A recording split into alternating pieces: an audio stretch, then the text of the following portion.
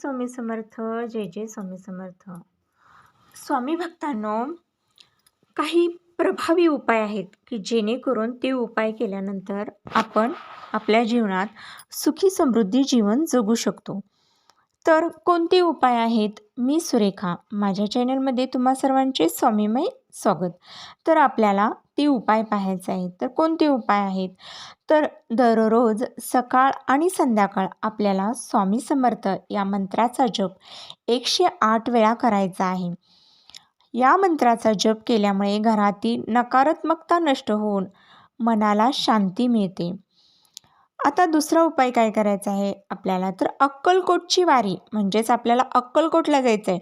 शक्य असल्यास वर्षातून एकदा किंवा ज्यावेळेस तुम्हाला वाटेल त्यावेळेस तुम्ही जाऊ शकता आणि स्वामींचे दर्शन घेऊ शकता. स्वामींचे दर्शन घेतल्यामुळे जे काही आपले रखडलेले कामे असतात ते मार्गी लागतात. दररोज सायंकाळी देवापाशी किंवा आपल्या स्वामींपाशी स्वामींच्या फोटोसमोर तुपाचा दिवा लावल्याने वास्तूतील लक्ष्मी ही स्थिर राहते. त्यामुळे देवघरात नक्की तुम्ही तुपाचा दिवा दररोज संध्याकाळी लावा. स्वामींना पिठलं भाकरी अत्यंत प्रिय आहे. गुरुवारी स्वामींना याचा नैवेद्य दाखवल्याने घरात अन्नाची कमतरता कधीच भासत नाही. त्यामुळे नक्की गुरुवारी पिठलं भाकरीचा नैवेद्य तुम्ही स्वामींना अर्पण करा. आता तारक मंत्राचे सामर्थ्य बघा. आजारपण किंवा भीती वाटत असल्यास निशंक होई रे मना, निर्भय होई रे मना या तारक मंत्राचे पठण करावे. यामुळे आत्मविश्वास वाढतो. त्यामुळे अवश्य तुम्ही तारक मंत्र हे सकाळ संध्याकाळ म्हणा. उंबरठा पूजन. दर गुरुवारी घराच्या उंबरठ्याची पूजा करावयाची. हळदी कुंकू वाहायचे आहे. त्यामुळे बाहेरील जी काही बाधा असते ती आपल्या घरात प्रवेश करत नाही. गोरगरिबांना दान करा आणि गरजू लोकांना, गरजू व्यक्तींना अन्नदान करा. त्यामुळे काय होतं तर स्वामींची कृपा आपल्यावर लवकर प्राप्त होते. कडुलिंबाचा पाला दुष्ट नजर लागत नाही. त्यामुळे स्वामी स्मरण करून घराच्या मुख्य दरवाजाला कडुलिंबाच्या पानांचे तोरण लावावे. आपल्याला काय करायचं आहे तर मुख्य दरवाजाच्या वर आपल्याला कडुलिंबाच्या पानांचे तोरण लावायचे आहे. स्वामी चरित्र सारामृत. ज्यांना आयुष्यात खूप संकटे आहेत त्यांनी स्वामी चरित्र सारामृत 21 किंवा 51 दिवसांचे संकल्पयुक्त करावे. आता तळहातावर किंवा तळहातावर तुम्ही जप म्हणजे प्रवासात किंवा कोणत्याही कठीण प्रसंगी मनातल्या मनात तुम्ही स्वामी समर्थांचा जप करावा.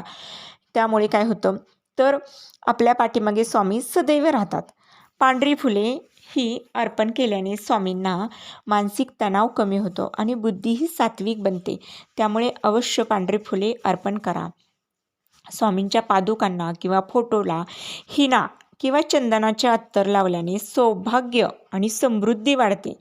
त्यामुळे आणि हिना अत्तर हे स्वामींचं खूप आवडतं अत्तर आहे. त्यामुळे स्वामींच्या पादुकांना फोटोला हिना अत्तर जरूर लावा. गुरुवारी उपवास करा. सलग तुम्ही 11 किंवा 21 गुरुवार स्वामींचे व्रत केल्याने मनातील इच्छित कार्य सिद्धीत जाते.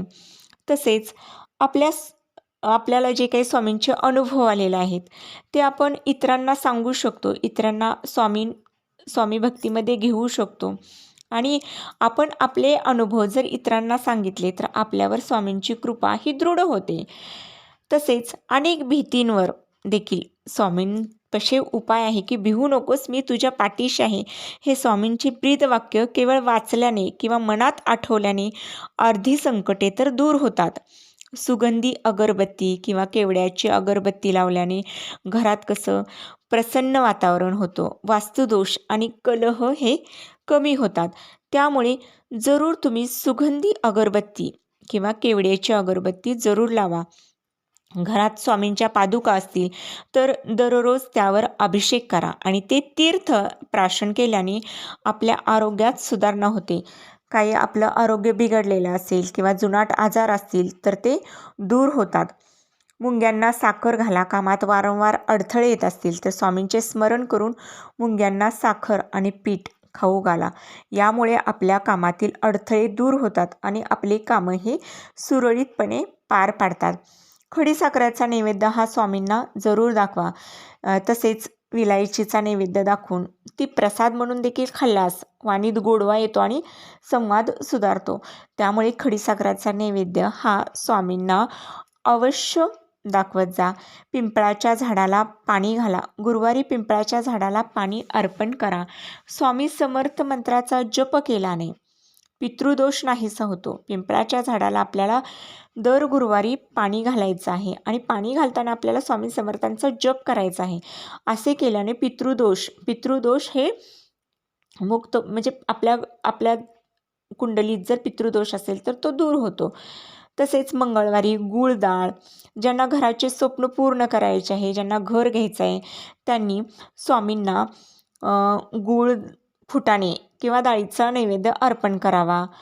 आता स्वामी समर्थांच्या मठातील विभूती ही कपाळाला लावल्याने नजर दोष आणि भीती ही दूर होते. म्हणून अवश्य तुम्ही स्वामी समर्थांचं मठ किंवा मंदिर जिथे असेल तिथली विभूती घेऊन या आणि रोज कपाळाला लावा.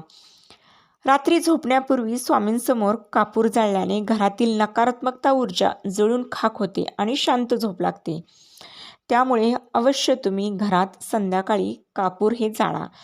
स्वच्छता आणि नीटनेटकापणा स्वामींना खूप प्रिय होता. ज्या घरात देवाऱ्यावर स्वच्छता असते, घर स्वच्छ असतं, तिथं स्वामींचा अवश्य निवास असतो.